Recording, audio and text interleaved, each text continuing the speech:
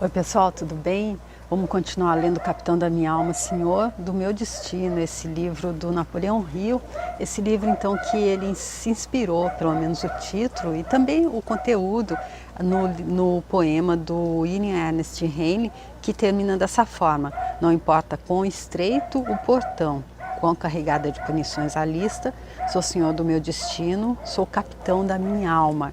E Napoleão Hill, ele não só se inspirou no título, como também ele até fez uma sugestão aqui no segundo capítulo para o autor, o William Henley. Ele disse que ele poderia ter continuado esse poema dizendo: sim, o indivíduo pode se tornar o capitão de sua alma e ele se ele se apoderar da própria mente, organizá-la e, andando humildemente perante Deus, expressá-la na forma de esforço organizado, colocado em definição de objetivo. Aí ele diz aqui que pena Henley, o autor desse poema, não ter acrescentado mais uma estrofe, tornando isso claro. Ou seja, sim, nós podemos ser capitães da nossa alma, senhores do nosso destino, desde que a gente faça o que se requer. E no livro, então, ele está trazendo os conceitos de visão criativa, pensamento organizado e atenção controlada. Ele nos ensina como cultivar essas qualidades e explica a importância delas para se conquistar o sucesso. E ele diz, no segundo capítulo, onde ele aborda o pensamento organizado, que esse capítulo seria de vital importância para que a gente alcance esse sucesso. Assimilar o que ele está explicando nesse capítulo, de acordo com ele, que seria de vital importância e pagaria o preço da gente estar vendo o vídeo mais de uma vez, se você que não tem um livro, ou de estar lendo o livro mais de uma vez. Porque ele diz, ao abordar o capítulo, tenha em mente que seu único propósito é apresentar a você os poderes funcionais da sua mente, descrevendo como essas funções podem ser controladas e dirigidas para fins definidos. Então ele diz também, espera-se que por meio deste capítulo você se torne capaz de tomar posse da própria mente e usá-la de forma efetiva para administrar todas as circunstâncias da sua mente em proveito próprio, ou seja, para ser o capitão da sua alma, para ser o senhor do seu destino. Então ele disse que era tão importante estar lendo e assimilando esse conceito.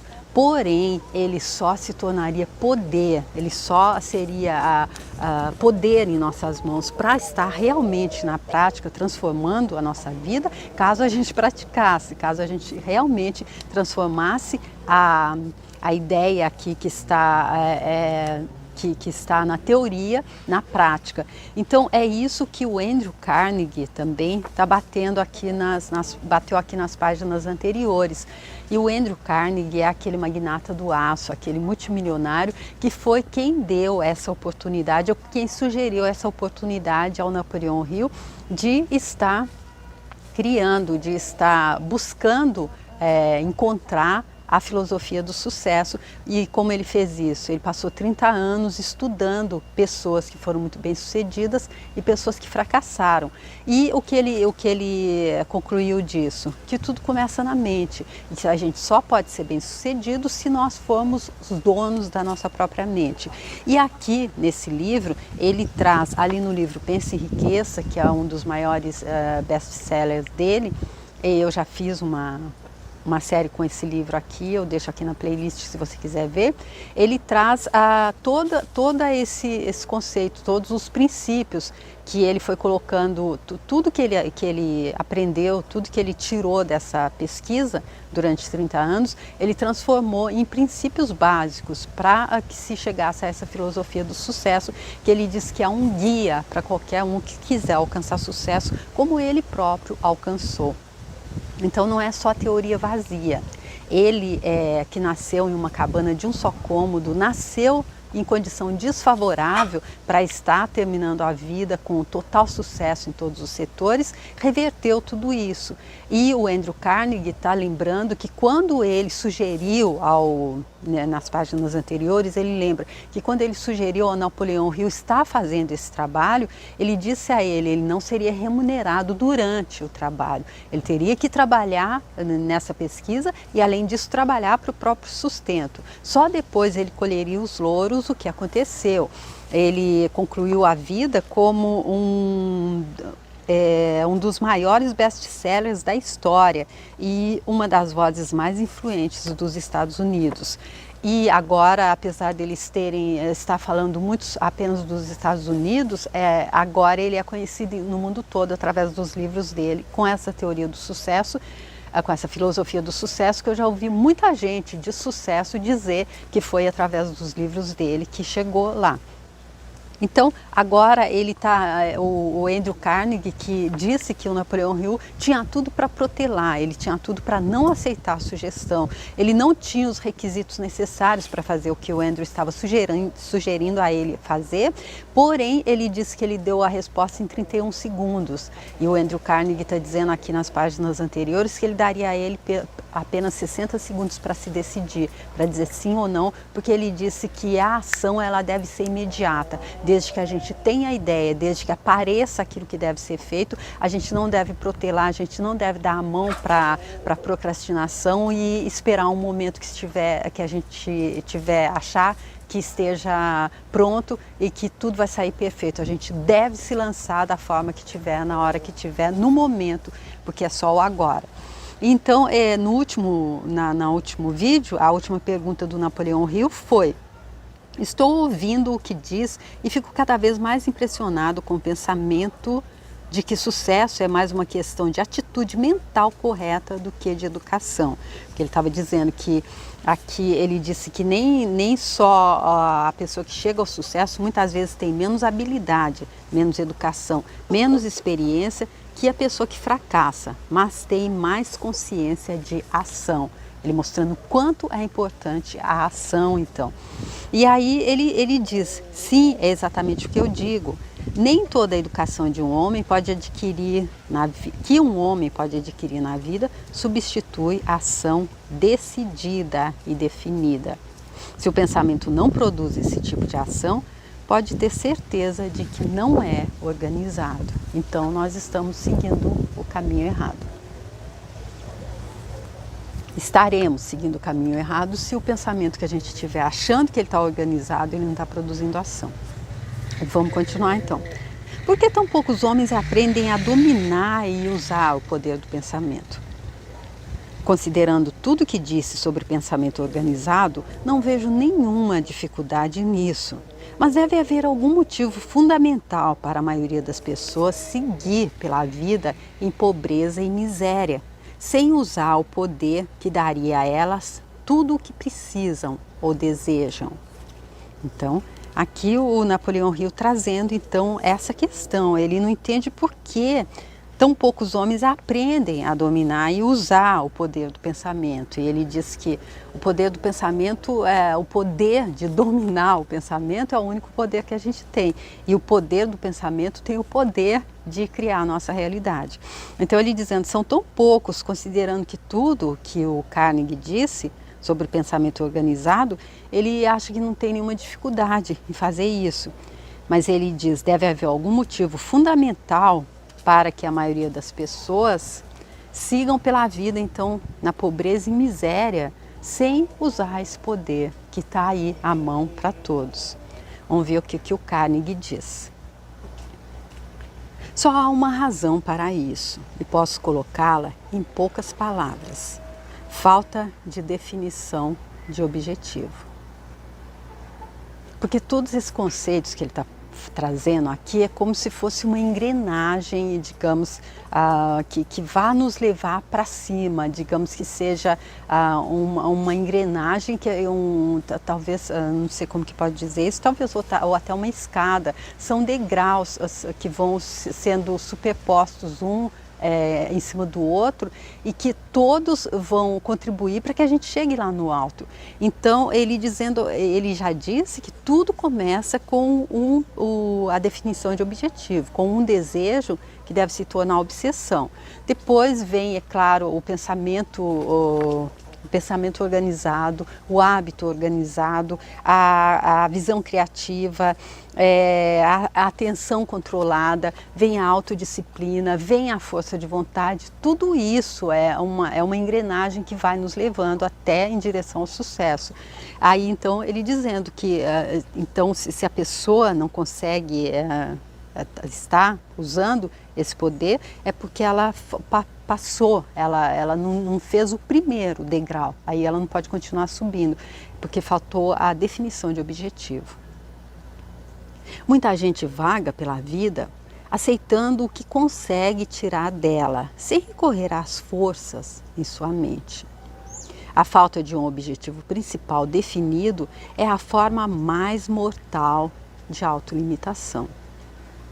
Tem sido anotado claramente nos registros dos homens que todo aquele que demanda algo definido encontra meios e maneiras de conseguir o que quer se persistir em suas demandas. Ou seja, aqui ele trazendo um outro ponto que eu nem falei ali, que é o da persistência. Ele diz que tudo passa pela persistência. Ele traz até o exemplo do Thomas Edison, que fracassou mais de 10.000 vezes e insistiu, e todo mundo conhece, todo mundo sabe quem é Thomas Edison. E então eu lembro também ali no livro Universidade do Sucesso, do Og Mandino, que tem um poema lá que diz que o moribundo, no momento ali da morte, no momento de terminar essa travessia aqui, ele diz, a vida diz a ele: se você tivesse me pedido mais, eu teria dado. Então é mais ou menos assim, a falta de objetivo principal definido é a forma mais mortal de autolimitação.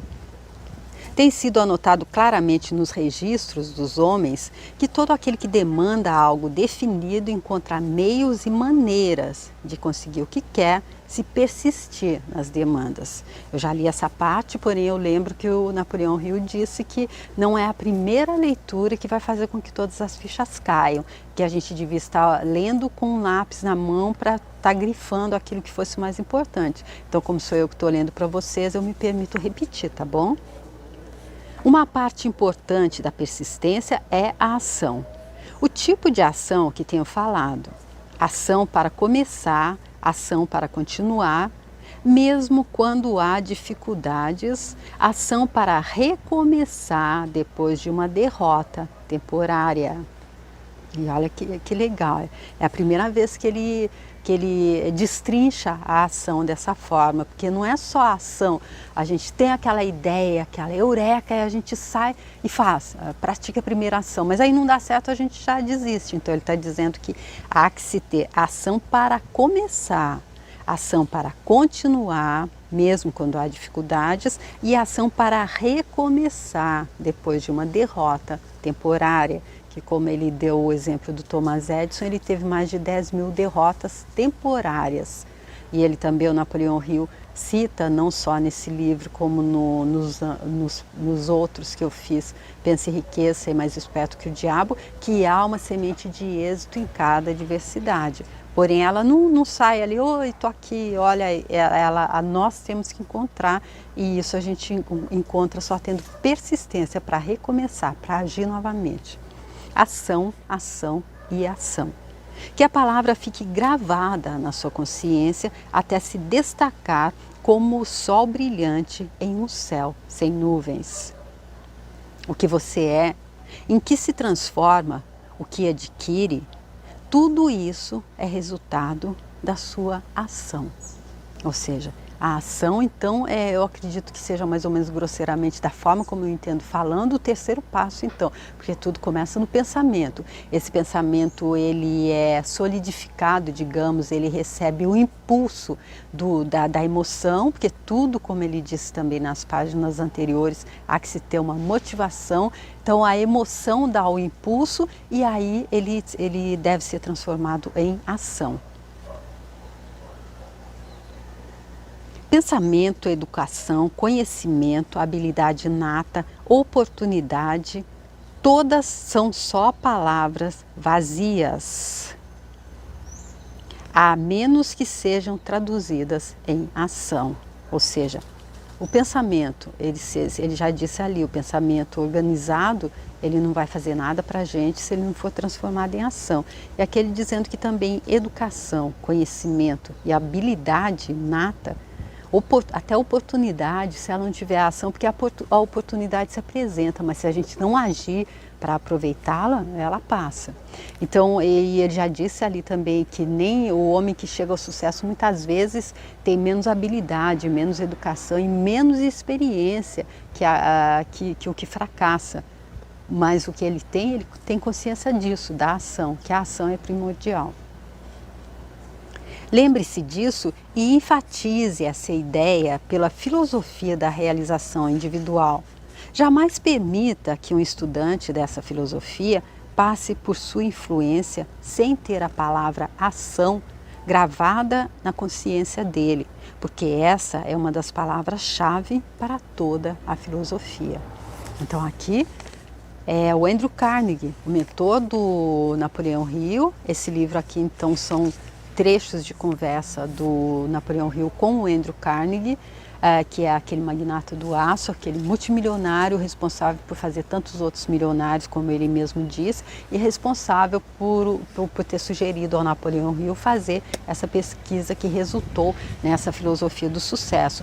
Então ele dizendo aqui, quando ele fala de pensamento organizado nesse segundo capítulo, ao Napoleão Hill que não é para ele deixar ninguém que leia esse livro, nenhum estudante dessa filosofia dele, sair, concluir sem ter assimilado isso, que é ação sem ter a palavra ação gravada na consciência, porque essa é uma das palavras-chave para toda a filosofia.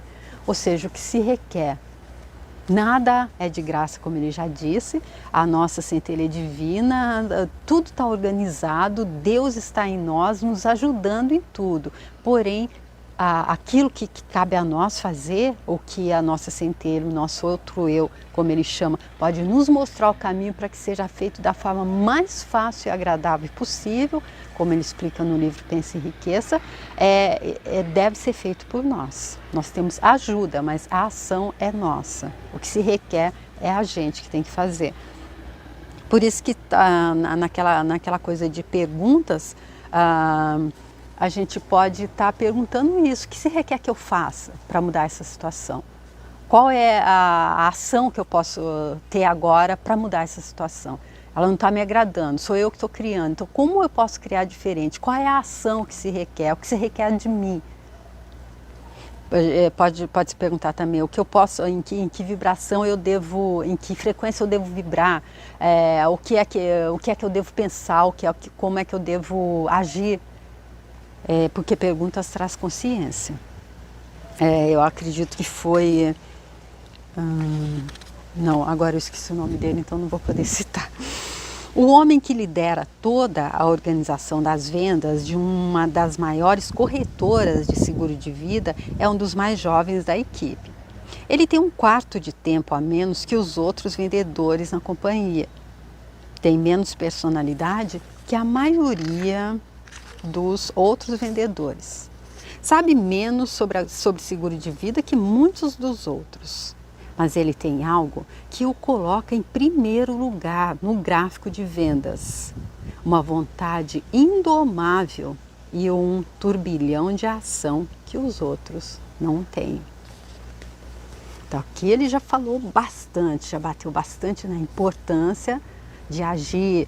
Ação, ação e ação, ele disse nas linhas anteriores, e até inclusive disse ao Napoleão Hill que se a pessoa que estiver estudando a teoria dele de sucesso, essa filosofia de sucesso dele, se sair sem ter entendido que a ação é básica, é primordial, não vai ter entendido nada, não vai alcançar esse sucesso.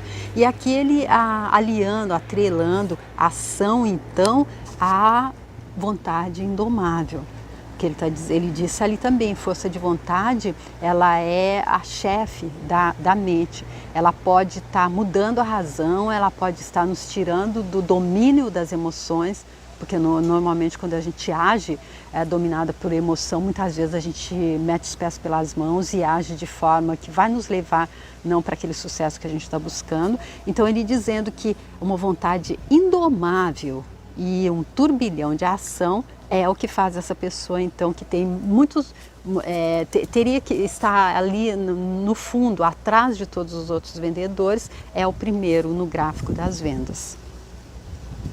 E é assim que ele expressa sua consciência de ação. Quando faz uma venda, ele induz o comprador a dar a ele uma lista de outros possíveis compradores de apólice. Muitas vezes também consegue fazer seus clientes irem pessoalmente apresentá-lo aos amigos. Além do mais, a gente está vendo aqui que ele tem poder de persuasão, então.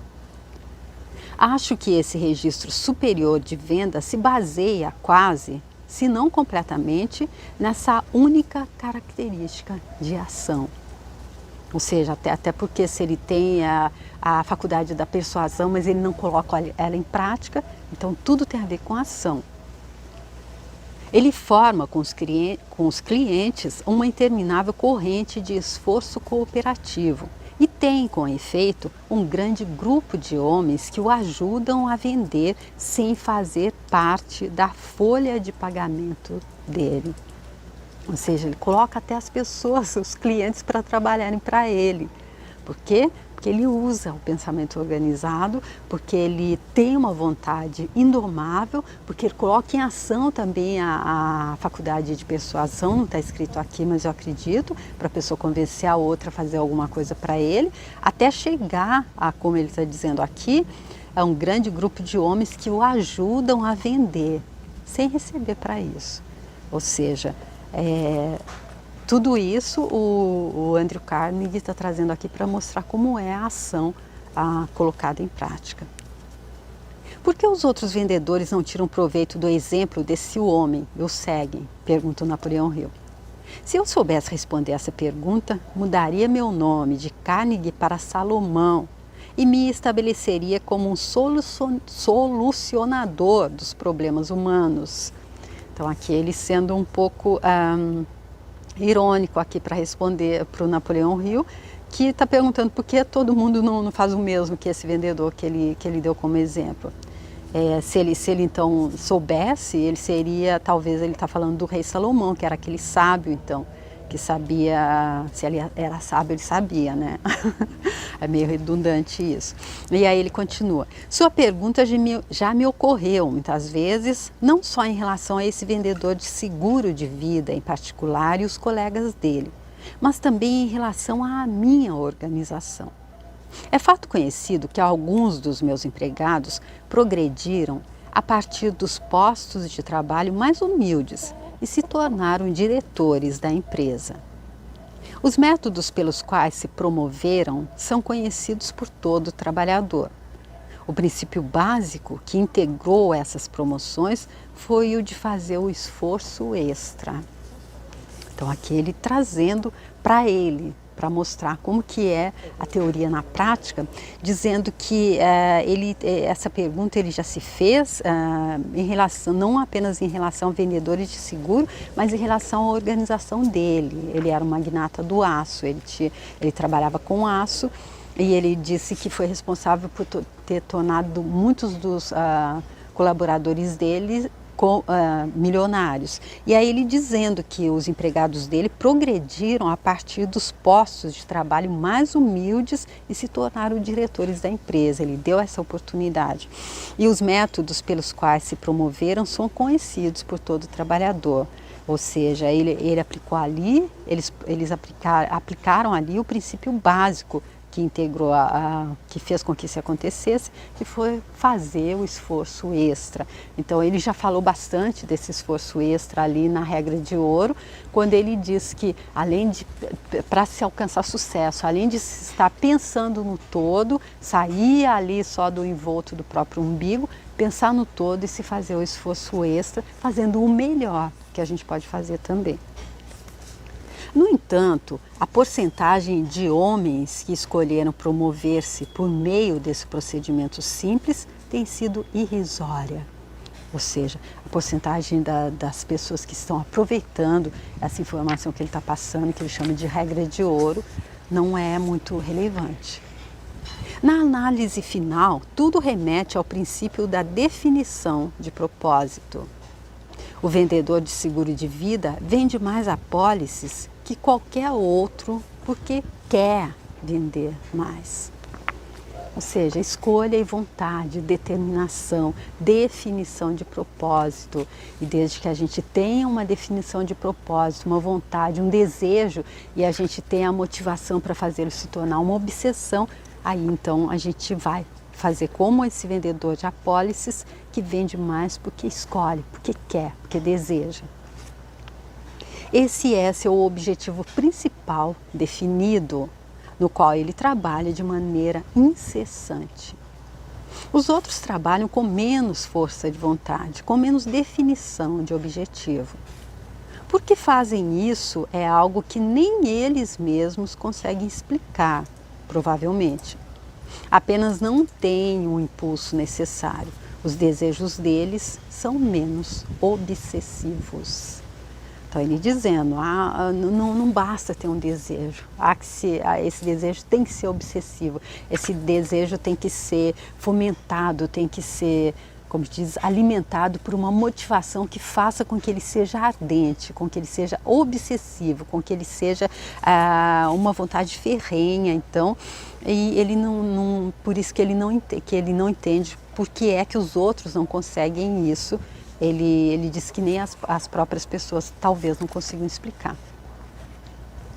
A partir de seus comentários, percebo que autodisciplina é um fator importante para as realizações de um homem. E aqui ele vai trazer novamente a autodisciplina, que é uma das coisas que faz então com que a gente possa persistir e transformar um desejo natural, um desejo simples em uma obsessão, que aí ela já está potencializada pela motivação, ela já tem muito mais esse desejo, já tem muito mais força para estar se realizando. E ele já falou da autodisciplina, passa pela força de vontade, passa pela autodisciplina, passa pela persistência. E aqui, como ele está se repetindo, para ver se as fichas caem para a gente, ele vai recomeçar a falar sobre autodisciplina. É claro, o vendedor de seguro de vida que lidera toda a equipe se disciplina por meio de hábitos de ação definidos. Aí ele trazendo mais um dos pontos, mais um, digamos que para fazer esse banquete chamado sucesso, há que se colocar todos esses temperinhos aqui, e além da autodisciplina, vem ali como se fosse a cebola, e o alho seria então o hábito de ação definido. Ele telefona para clientes enquanto outros vendedores jogam golfe. Vende apólices quando outros vendedores estão dormindo. Tem o tempo dele definidamente alocado e segue o cronograma dessa alocação com severa autodisciplina. Ou seja, acredito, vem mais um temperinho aí, planejamento nisso, né? Porque se ele determina o cronograma dele definidamente e faz com que isso aconteça, segue esse cronograma com autodisciplina, então é um planejamento. Isso é algo que posso lhe dizer, embora nunca tenha visto o homem. E posso revelar outro fato importante relacionado a ele. Ele está se referindo àquele vendedor ali de apólices de seguro, que apesar de ter muito menos educação, experiência e tudo mais do que os outros, ele vende muito mais. Por quê? Porque ele tem autodisciplina e para agir. Como ele já falou ali atrás da ação, agora ele está falando como é que ele coloca autodisciplina nesse pacote. Isso é algo que posso lhe dizer, embora nunca tenha visto este homem. E posso revelar outro fato importante relacionado a ele. Esse homem fez do trabalho de vender seguro de vida uma obsessão. Ou seja, o desejo dele de ser bem-sucedido, de ganhar dinheiro, de ser bem-sucedido profissionalmente. E, é lógico, a profissão traz status social, traz ganho financeiro. Então, esse desejo dele se transformou em uma obsessão.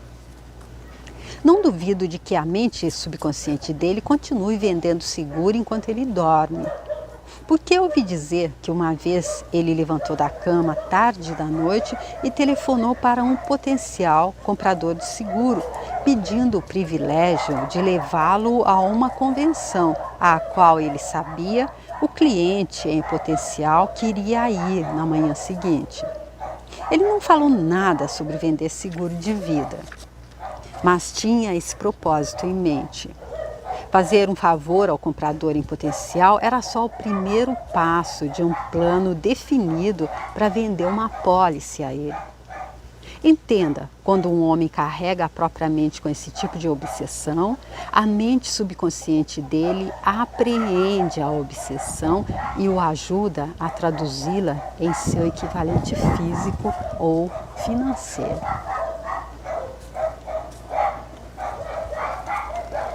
Então, aqui ele citando mais uma vez que toda essa engrenagem que eu falei, essa escada que a gente vai colocando cada degrau, ela vai chegar ali, antes de chegar no topo, ela chega ali naquele ponto da mente subconsciente, onde ele já explicou que é ali a fusão entre a mente subconsciente e a inteligência divina. E aí, então, ele dizendo que a inteligência divina, ela potencializa, ela faz com que a coisa aconteça imediatamente. Então, aqui ele dizendo que quando a mente subconsciente apreende essa obsessão, esse desejo que foi transformado em obsessão, ela ajuda a traduzi-lo em seu equivalente físico ou financeiro. Desejo obsessivo, então, também é uma parte importante do pensamento organizado? Pergunta o Napoleão Hill. Sim, uma parte muito importante.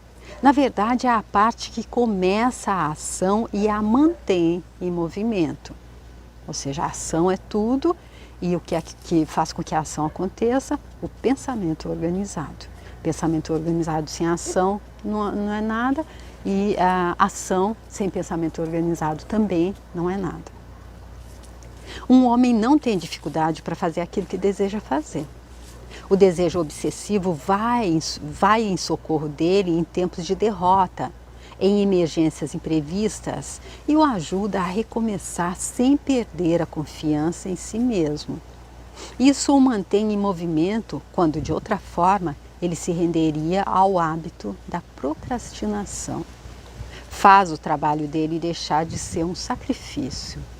Ou seja, se ele tiver com o pensamento organizado e ele tiver alguma dificuldade para fazer o que deseja, é o desejo obsessivo que vem em socorro dele em tempos de derrota, é o desejo obsessivo, aquela vontade ferrenha, aquela determinação que vai dizer a ele, olha, isso é um fracasso temporário, há uma semente de êxito em cada adversidade e vai fazer então com que ele mantenha o movimento de outra forma e ao invés de se render ao hábito da procrastinação. Então isso faz o trabalho dele deixar de ser um sacrifício também, faz com que seja aquela coisa da elegância da criação sem esforço, como eu ouvi várias vezes Kelly Moraes e Thaisa Campos dizendo. E isso nos leva de volta, mais uma vez, à questão da atitude mental, baseada em motivo. Desejo obsessivo é uma atitude mental que se pode adquirir se houver um motivo definido para amparar o desejo? É essa a ideia? Aqui então Napoleão Hill, ligando o desejo obsessivo então com a atitude mental. Então como é que a gente adquire um desejo obsessivo? Tendo uma atitude mental também decisiva, também definida. Ele está perguntando isso, vamos ver se o Andrew Carnegie então vai estar confirmando isso. Você colocou com perfeição atitude mental. Representa a soma dos sentimentos emocionais do indivíduo em qualquer momento específico.